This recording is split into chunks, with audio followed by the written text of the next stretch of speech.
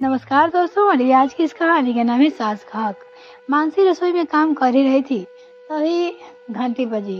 वो दरवाजा खोलने गई और सामने अपनी ननद को अचानक देखकर खुश हो गई। अरे दीदी, आपने तो बहुत बड़ा सरप्राइज दे दिया ऐसे अचानक से। और मानसी उनका बैग लेकर अंदर कमरे में चली गई रखने के लिए। आदित्य से बातें करती रहेगी या फिर मेरी बेटी को चाय भी पिलाएगी। इतने लंबे सफर से थक कर आई है। ममता जी अपने कमरे से निकल आई और उन्होंने अपनी बहू से कहा। खुशी से आदित्य गले लगा लिया। मम्मी ने ही बुलाया था, कह रही थी 2-4 दिन रहकर जा। अभी बच्चे स्कूल टूर पे गए हैं और तेरे जीजाजी बिजनेस टूर पे गए हैं, तो मैं अकेले घर पे क्या करती। चाय का घूंट लेते रहते आदित्य बोले जा रही थी। तभी खुला दरवाजा देखकर प्रेस वाला अंदर आ गया। भाभी, प्रेस के कपड़े के पैसे दे दीजिए, मुझे जल्दी घर निकलना है। मानसी ने ममता जी की तरफ देखा तो वो बोली, अंदर जाकर मेरा पर्स ले आ, और अंदर चली गई। तभी आदित्य गुदगुदाई, मम्मी ये क्या, प्रेस के कपड़े के पैसे भी आप देते हो? ये मैं जिम्मेदारी भाभी को क्यों नहीं सौंपी? आप आज भी नहीं बदले, किसी पे विश्वास नहीं करते। फिर ये तो आपकी बहू है। ममता जी कुछ कहती से पहले ही मानसी पर्स लाकर ममता जी को दे दिया और उन्होंने रुपये निकालकर प्रेस वाले को दे दिए। शाम होने वाली थी। मम्मी जी, खाने में क्या बनाऊं? जब मानसी ने अपनी सास ममता जी से बोली, पनीर बना लो बहू। आदित्य और आकाश दोनों भाई बहन को बहुत पसंद है। वो अपनी बहू से पनीर की सब्जी बनाने के लिए बोली। माँ जी, पनीर के लिए आप रुपये दे दीजिए। मानसी रुपये लेकर पनीर लेने चली गई। ये सब देखकर आदित्य बौखला गई। मम्मी, ये सब क्या है? क्या भाभी पेटीएम काम में नहीं लेती और बार बार आपसे रुपये क्यों मांग रही है? इतने रुपये तो आजकल सभी रखते हैं। क्या ससुराल में बहू का कोई हक नहीं होता? रसोई की जिम्मेदारी निभाने के साथ ही वो आर्थिक जिम्मेदारी भी उठा सकती है। और आप कौन से जमाने की सास बनी हो? आजकल तो ऐसा कोई नहीं कहता। मानसी तो पढ़ी लिखी समझदार है, फिर वो अपने हक के लिए नहीं लड़ती। जब वो ये सब सहन कर लेती है तो मैं क्या बोलूं? तू अपना खून मत जला। वो पराए घर से आई है, भला उसके घर पैसे टंगे कैसे सौंप दूं? कहीं ज्यादा खर्च कर दिए तो मैं क्या करूंगी? वैसे भी बहू आए और चूल्हा चौकी संभाले, बस इतना ही तो काम होता है। बेकार ही रुपये पैसा में क्या उलझना। फिर अभी तो बैठी है, मैं सब संभाल रखा है। आदित्य भी मम्मी के आगे चुप हो गई। रात को उसके भाई आकाश घर आया तो सबने मिलकर खाना खाया। बाद में सब बातें करने बैठ गए। ममता जी जल्दी सोने चली गई तो आदित्य ने फिर से बातें छेड़ेगी। मानसी के हाथ में तो कुछ रुपये रखा कर, ताकि उसे मम्मी से मांगने की नहीं पड़े। दीदी, मैं क्या करूं? मम्मी को पहले ही तनख्वाह आते ही सारे पैसे उनके अकाउंट में ट्रांसफर कर देता हूँ और वो अपनी जरूरत के हिसाब से निकलवा कर लेती थी।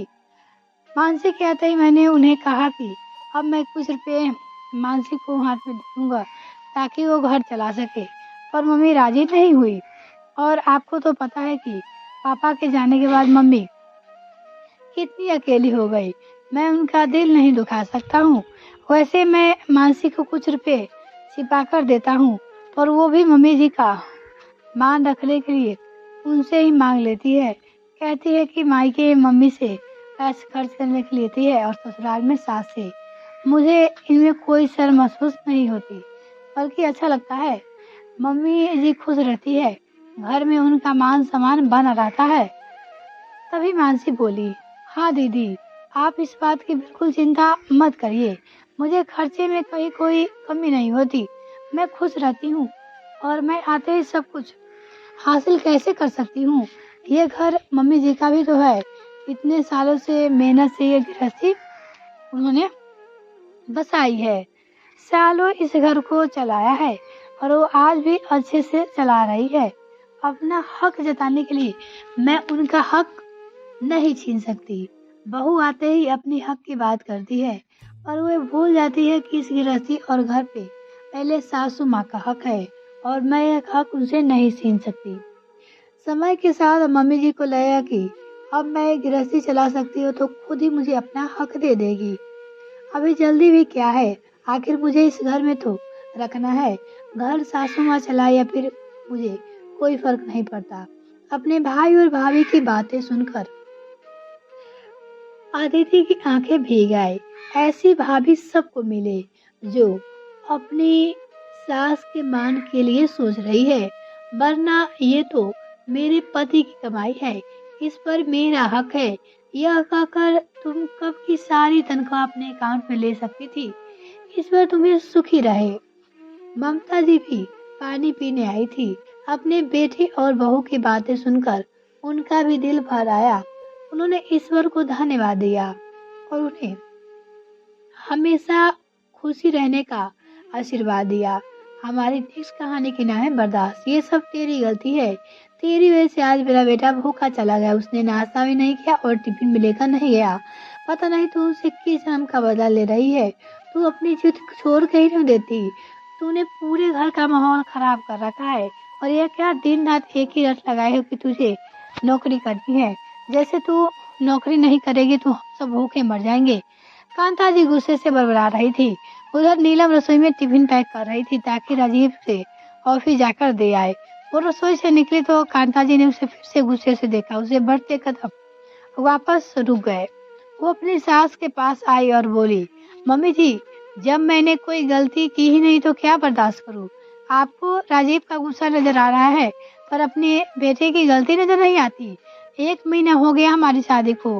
पहले राजीव ने यह कहकर नौकरी करवाने से मना कर दिया कि अभी नई नई शादी हुई है और फिर घूमना फिरना, रिश्तेदारों के यहाँ आना जाना, शादी विवाह के कामों में भी तो समय निकल जाता है और अभी 1 ही महीने होते हैं आ गया। अब मुझे फिर से काम पे जाना है। मैं अब और छुट्टियां नहीं ले सकती हूँ। मैंने घर परिवार के प्रति सब फर्ज निभा दिए और आगे भी निभाती रहूंगी। घर अब मुझे अपने काम के बारे में भी सोचना है। नीलम ने समझाना चाहा। नीलम, तुम नौकरी नहीं करोगी तो क्या हो जाएगा। घर परिवार संभाल, शादी के बाद लड़कियों को यही सब संभालना होता है। शादी के बाद सब बदल जाता है, सब कुछ बर्दाश्त करना होता है। राजीव ने तब कहाँ कहा था, अब मना कर रहा है। आखिर पति है तुम्हारा, तुम बात का बतंगड़ क्यों बना रही हो। कांता जी ने अपनी बहू से कहा, मम्मी जी, मैं ये सब बर्दाश्त नहीं कर सकती।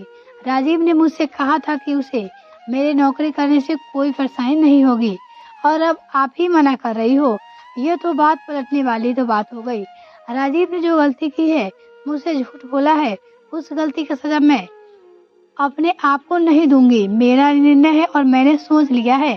मैं अपनी मेहनत और अपनी सफलता पे इस तरह पानी नहीं फेरने दूंगी। मैं इतनी मेहनत करके ये नौकरी हासिल की हूँ और मैंने तुम्हें साफ कह दिया था कि मैं शादी के बाद अपनी नौकरी नहीं छोड़ूंगी। मैंने कुछ भी नहीं छुपाया। नीलम की बात सुनकर सास कांता जी चुप हो गई और नीलम राजीव के ऑफिस जाकर टिफिन दे आई। शाम को जब राजीव वापस आया तो नीलम के तटस्थ होकर अपना फैसला सुना दिया। राजीव, मैंने बिना नौकरी के जिए नहीं सकती। ये नौकरी मेरा आत्मनिर्भरता की पहचान है और मेरा स्वाभिमान है। मेरे जीने की वजह है, मैं इनसे दूर नहीं रह सकती हूँ। तुम्हें नौकरी नहीं करवानी थी, तुमने झूठ बोला। गलती तुमने की, सजा मुझे क्यों मिली। मैंने सब सच कहकर ईमानदारी और विश्वास से तुमने शादी की, पर तुमने अपने मन की बात नहीं बताई और मुझे धोखे में रखा। इस तरह तो शादियां नहीं निभती। नीलम की बातें सुनकर राजीव सकपका गया। उसे लगा था कि वो आसानी से मान जाएगी, पर उसे अपनी बात पे फिर से विचार करना पड़ा। उसने सब कुछ देखकर समझकर नौकरी के लिए हामी भर दी। आज नीलम बहुत खुश थी। आखिर वो अपने हक के लिए बोली और वो जीत भी गई। इन दोनों कहानी में से कौन सी कहानी आपको सबसे बेस्ट लगी, आप हमें कमेंट सेक्शन में लिखकर अवश्य ही बताएं। मिलते हैं किसी और वीडियो में दोस्तों, तब तक के लिए bye. Thanks for watching this video.